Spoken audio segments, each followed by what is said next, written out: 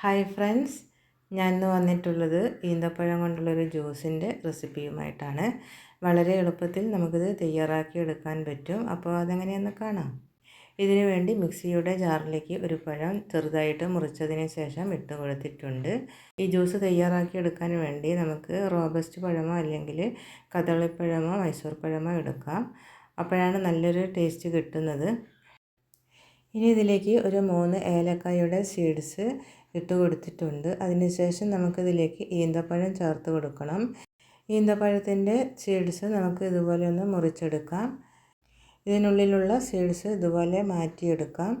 ഒരു 5 ഈന്തപ്പഴമാണ് ഇതിനു വേണ്ടി എടുത്തിട്ടുള്ളത്. അപ്പോൾ കുരു കളഞ്ഞതിന് ശേഷം പഴത്തിൻ്റെ കൂടെ ഇട്ട് കൊടുക്കുന്നുണ്ട്. ഇനി നമുക്കിതിലേക്ക് ഐസ് ക്യൂബ്സ് ചേർത്ത് കൊടുക്കാം.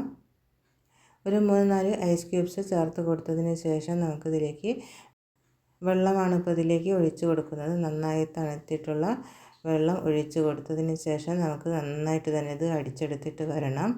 നമ്മളെടുക്കുന്ന വെള്ളത്തിന് പകരമായിട്ട് പാല് വേണമെങ്കിൽ എടുക്കാം കേട്ടോ. പിന്നെ നമ്മളിതിൽ പഞ്ചസാര ചേർക്കാതെയാണ് ജ്യൂസ് തയ്യാറാക്കി എടുക്കുന്നത്. ഷുഗർ ഉള്ളവർക്ക് കഴിക്കാൻ പറ്റുന്ന നല്ലൊരു ജ്യൂസാണിത്. അപ്പോൾ നമ്മുടെ ജ്യൂസ് തയ്യാറാക്കി എടുത്തിട്ടുണ്ട്. ഇനി നമുക്ക് സെർവിങ് ഗ്ലാസ്സിലേക്ക് ഒഴിച്ച് കൊടുക്കാം.